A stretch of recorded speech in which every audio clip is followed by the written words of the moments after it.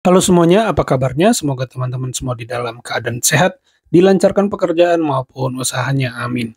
Ya, pada video kali ini saya mau mengajak teman-teman menyaksikan pendapat seorang pakar yang sepertinya cukup nyeleneh karena akan dibantah oleh pakar hukum lainnya. Di sini pakar hukum ini berbicara tentang hak angket. Nah, tapi sepertinya agak nyeleneh sehingga akan dipotong oleh pakar hukum yang lainnya dan ini akan menjadi sebuah perbincangan yang menarik. Simak sampai selesai. Nah, bagaimana videonya?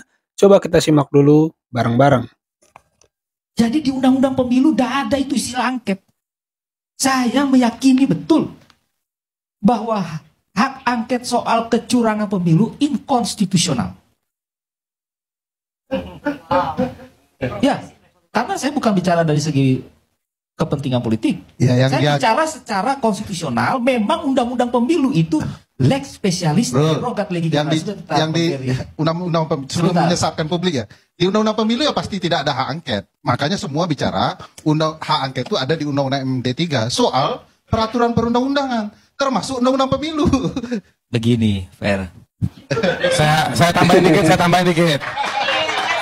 dikit. Undang-undang itu banyak di Indonesia. Saya kasih contoh, undang-undang tentang pulau-pulau kecil. Gak mungkin soal pulau-pulau kecil tiba-tiba ada satu pasal ngomongin hak angket. Tapi kalau pelaksanaan undang-undang perlindungan pulau-pulau kecil itu menyalahi prinsip-prinsip konstitusional, ya DPR boleh. Tiap hari DPR itu di komisi-komisinya melakukan fungsi pengawasan, manggil dinas ini, manggil menteri ini. Itu fungsi pengawasan. Puncak fungsi pengawasan adalah hak angket salah satunya. Begini. Jadi kalau semua undang-undang diminta mencantumkan hak angket, ya kita pesankanlah kepada para legislator ini nanti ke depannya. Setiap bikin undang-undang harus ada kata-kata hak angket. Sebentar. Kita bicara Lucu bahwa ya diketawain. Yang namanya pelanggaran dalam pemilu itu limitatif ya. Sudah disebut dalam Undang-Undang Pemilu pasal 460 sampai pasal 474-75. Bicara pelanggaran administratif pemilu, di dalamnya ada kecurangan TSM, ada money politik, itu diserahkan kepada Bawaslu. Ada peraturan Bawaslunya.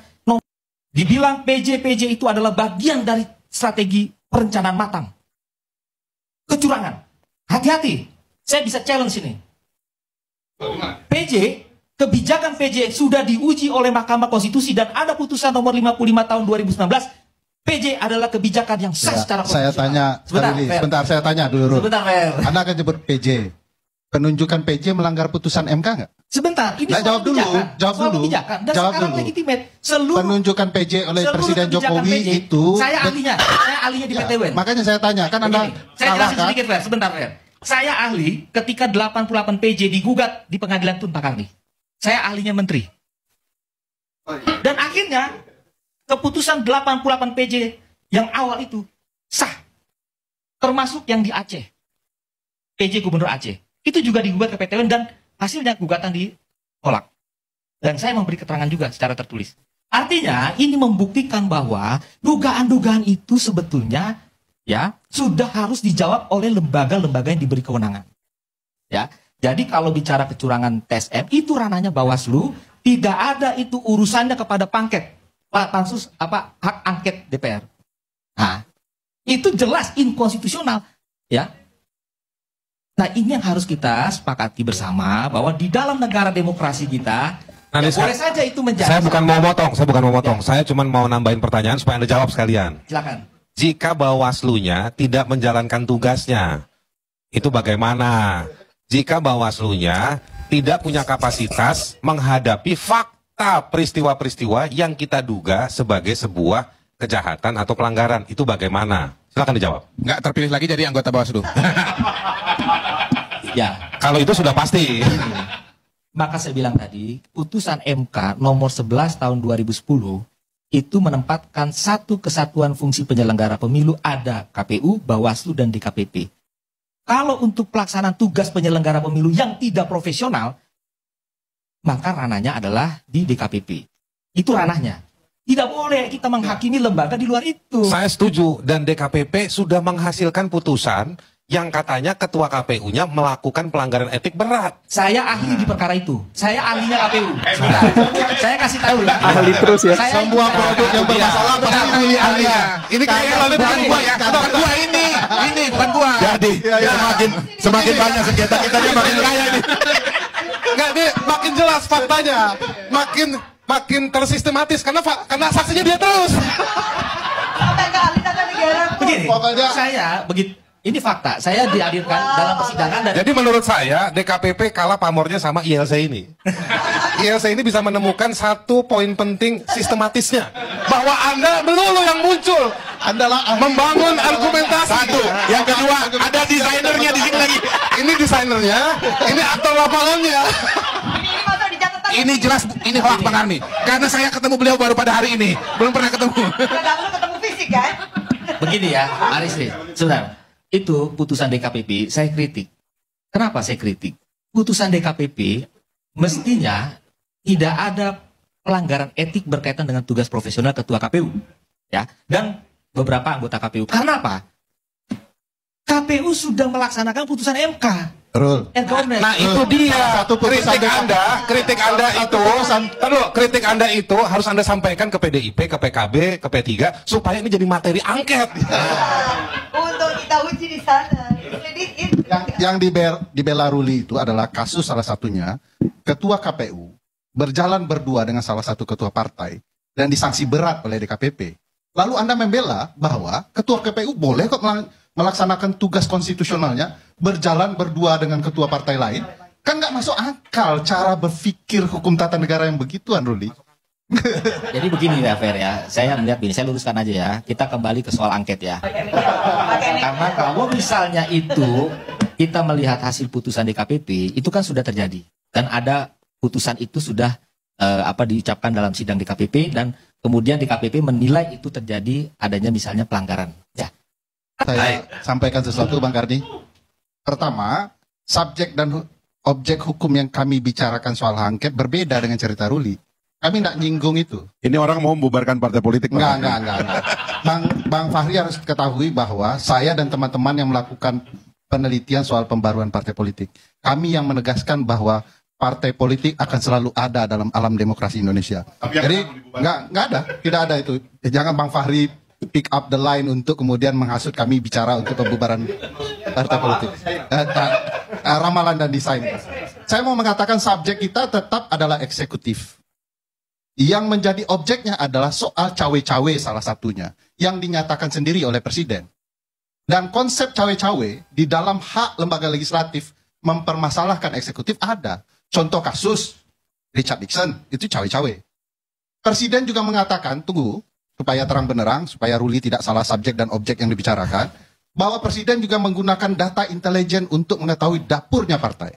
Itu juga objek. Karena dalam kasus Richard Nixon juga menggunakan intelijen untuk kepentingan pemilu dan cawe-cawe urusan partai. Jadi kami tidak bicara ke arah yang lain, Ruli. Bicara khusus peran eksekutif dan itu diperbolehkan menurut konstitusi dan undang-undang MD3. Ya, soal apa? Ya, Kan soal pemilu kan? Kaitannya Cawe-cawe kan? kan pemilu kan itu melalui undang-undang pemilu, Ruli. Ya kalau judulnya soal Bukan pemilu, mimpi. semua publik sudah tahu ini angket judulnya soal pemilu. Iya, tapi kan tidak bicara hasil, itu tempat lain. Ya, tapi kan soal materinya keterlibatan anu netralitas ini. Iya, itu yang harus aparat, diungkap. itu ranahnya Presiden Bawaslu. tidak boleh Baca pasal menggunakan 56. kekuasaannya. Anda baca baik-baik Pasal soal angket. 56 Perbawaslu Pasal nomor 79, 8, 199. Ini undang-undang bukan perbawaslu. Lebih rendah itu. Pasal Objeknya 460 pelanggaran TSM itu Enggak diserahkan ada. kepada Bawaslu dan Kami diatur dalam tidak Bawaslu. bicara Ini bagaimana soal nih? peran Bawaslu, tapi peran lembaga legislatif. Perhatikan bedanya. Satu peran lembaga legislatif mengawasi perundang-undangan, satu peran Bawaslu dalam TSM administrasi. Dua hal yang berbeda. Saya kasih jalan Memang keluar, Bang bentuknya Karni. sama. Ya, saya kasih jalan keluar. Kalau ini adalah terkait dengan peran lembaga legislatif, tolong jangan legislatif yang sekarang, nanti aja. Oke. Kan sama aja kan? Kan yang menyelidiki Ya yang sudahlah, ngawasin Anda kan sekarang. bilang ini nggak ada hubungannya dengan Ini abang pemilu. juga salah nih. Bilang aja Legislatif bahwa yang ini- ngawasin sekarang, Ya, bukan legislatif besok. legislatif yang besok sama aja. Oh, nggak bisa. Nggak ada dong, Kenapa investigasi. legislatif sekarang tidak boleh? Investigasi terhadap Bank Senturi dilakukan oleh DPR periode Ya kan berikutnya. Boleh. Ya udah. Ya makanya, jadi jangan sekarang, mendingan Sekarang- DPR yang akan datang aja. Yang mau sekarang kan DPR sekarang, apa yang ngatur gitu. Ya, kalau tadi ini Noel mungkin hawanya sudah panas, tapi Mas Ruliandi ini seorang pakar yang menurut saya juga opininya agak nyeleneh ya. Saya bukan pakar hukum, tapi ketika saya bandingkan dengan pendapat dari Mas Peri gitu ya, itu lebih logis ya, lebih masuk akal. Karena kita tahu bahwa memang fungsi dari DPR itu adalah hak angket juga, yang intinya adalah pengawasan. Intinya kan pengawasan gitu ya teman-teman. Ya sejauh ini sih saya baca justru yang agak kendor itu PDIP ya teman-teman, perihal hak angket. Justru yang maju duluan selangkah di depan dan malah menjadi inisiator itu, teman-teman boleh baca berita, itu adalah partai yang mengusung Pak Anies Baswedan, PKB, Nasdem, dan PKS. Justru di sini yang masih pasif itu PDIP, karena tiga partai ini sudah menunjukkan inisiatifnya dan masih menanti sambutan dari PDIP. Jadi ini malah terbalik ya teman-teman. Jadi sebenarnya saya juga nggak setuju ya dengan kader-kader PDIP yang bikin di medsos, mendorong guru besar, mendorong Profesor Mahfud keluar dari menteri, apapun alasannya gitu ya. Terlepas Pak Mahfud sendiri yang mau mundur gitu. Lalu kita lihat di medsos memposting hal-hal yang sifatnya mendorong protes pada pemilu, tapi PDIP-nya sendiri tidak berbuat apa-apa. Saya pikir ini pun tidak bijak sih. Tentu PDIP juga jangan ibaratnya mengompori dalam tanda kutip kalau mereka memang tidak mau melakukan hak konstitusionalnya. Ya sudah, legowo terima saja kekalahan Pak Ganjar Pranowo. Saya pikir harus fair ya, harus sportif. Kalau kalah ya kalah aja. Tapi kalau di balik kekalahan itu merasa ada hal secara angket yang harus dipertanyakan demi demokrasi 2029, maka ambillah haknya, pakailah untuk mempertanyakan haknya. Misalnya server KPU yang belakangan banyak dipertanyakan tentang keterbukaan informasi yang ternyata benar, dengar-dengar di Alibaba kalau saya tidak salah itu servernya, dan sudah diakui juga. Nah, apakah itu melanggar di luar negeri, disimpan servernya aman nggak? Nah, kan hak angket itu bisa mempertanyakan semuanya. Jadi jangan mendorong orang lain gitu ya, mendorong pihak lain, tapi PDIP sendiri tidak melakukan apa yang menjadi fungsinya di DPR. Karena seperti kata Ganjar Pranowo gitu ya, PDIP punya apa ya, punya anggota di DPR, gunakan haknya. Nah, kalau mau, tapi kalau tidak, saya pikir lebih baik PDIP legowo gitu ya teman-teman, karena ya harus dijaga kondusivitas negara ini gitu ya, karena kalau PDIP tidak mau menggunakan hak angketnya gitu ya, ya paling satu-satunya yang dinanti adalah di MK. Kalau di MK itu lebih ke hasil pilpres, dan itu yang maju nggak mesti partai politik, orang per orang pun bisa gitu ya teman-teman. Dalam hal ini Profesor Mahfud udah mau maju katanya ke MK. Ya, itu aja sedikit pandangan saya teman-teman. Terima kasih buat teman-teman yang sudah menyimak sampai selesai. Tolong di like videonya, di subscribe channel ini. Boleh juga hidupkan notifikasinya agar tidak ketinggalan ketika saya upload video. Sampai jumpa di video saya selanjutnya. Terima kasih.